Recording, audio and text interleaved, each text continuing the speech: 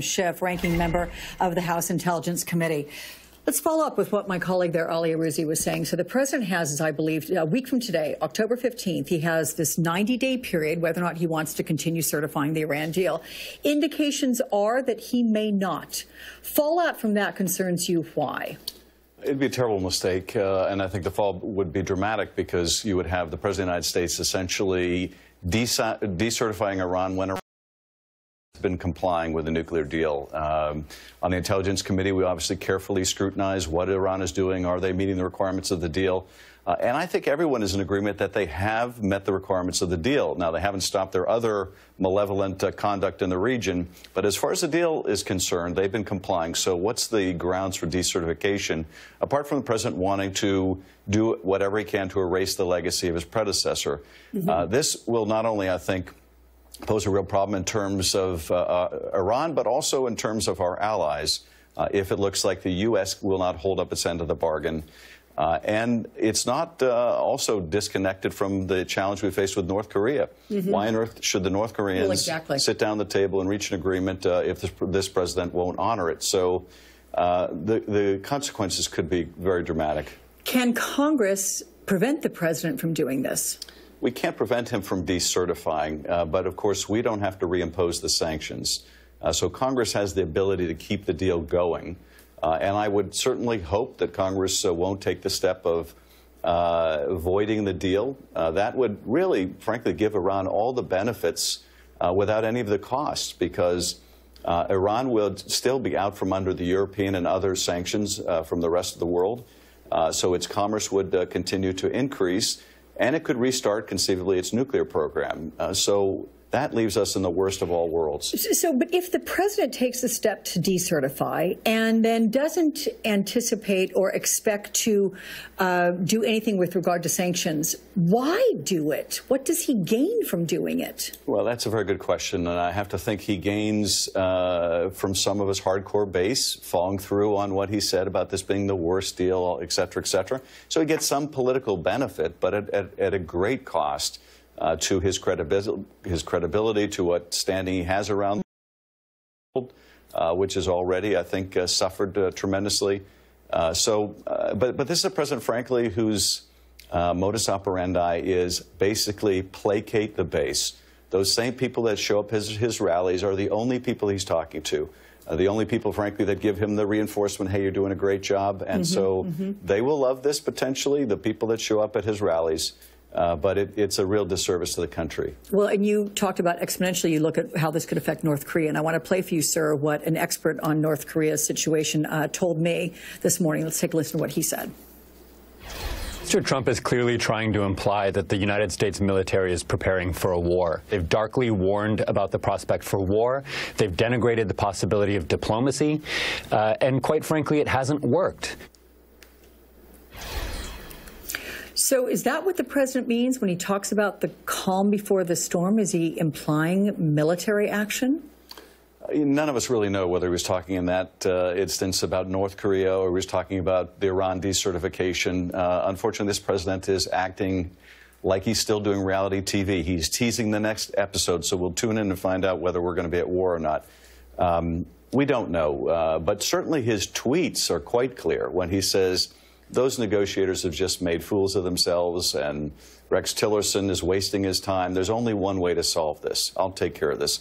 And, of course, what he's talking about is going to war. And for the President of the United States to talk that cavalierly about going to war, a war that would be utterly catastrophic for everyone on the peninsula, for our own troops who are stationed there, for Japan, South Korea, to talk that way is just unthinkable. So he plays to the base with this, but these are words that are ricocheting around the world to world leaders, to world military leaders. Do you have a sense of how they interpret this president? You know, I think it won't come as any great surprise that many of them have disdain for the president. Many of them put all their faith, frankly, in Secretary Mattis and H.R. McMaster and hope that they can talk some sense into the president. You see, you know, frankly, how former heads of state of other countries speak about this president. It would have been unthinkable with any other president, but this kind of conduct really invites the scorn of others, and it's doing irreparable damage to our standing in the world. But more than that, it's just putting our people at risk. The profound danger with North Korea is that someone miscalculates.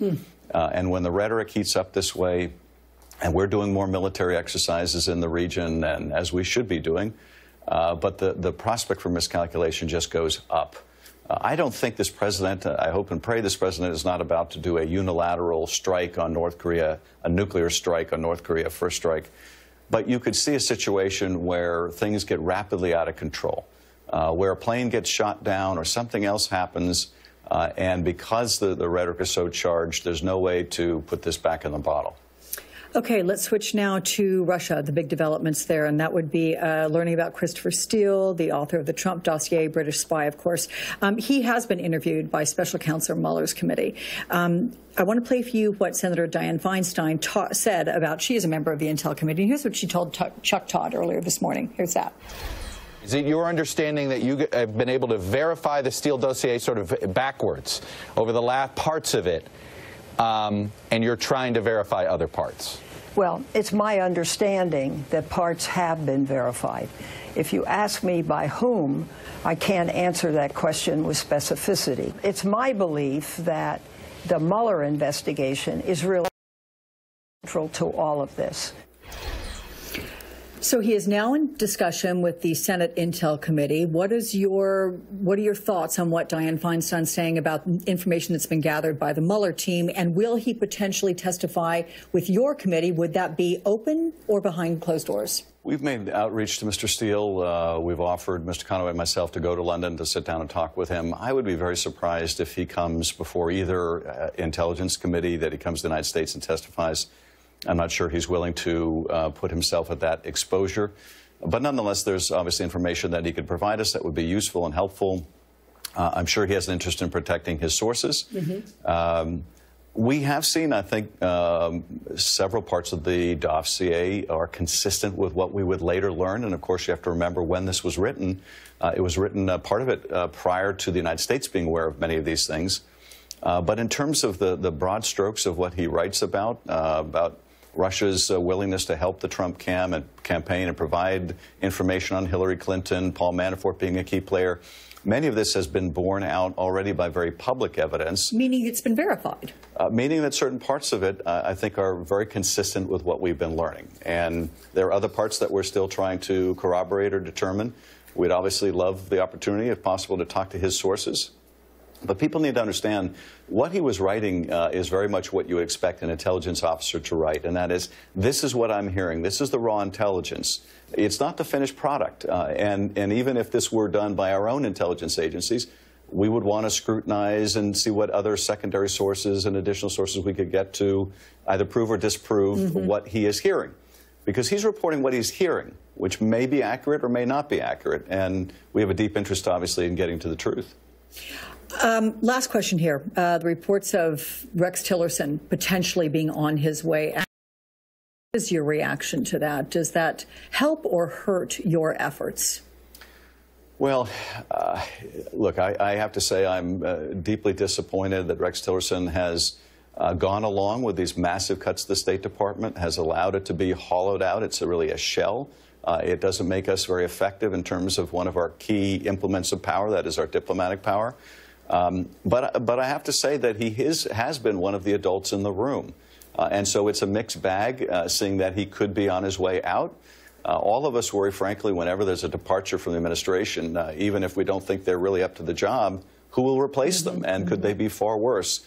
So many of us are asking that question about Rex Tillerson, and that is, okay, maybe he's not the best candidate for this job, really didn't have the experience, has been learning on the job, goes along with all these massive cuts, but still, it could be worse, because with this president, it can always be worse. All right, Representative Adam.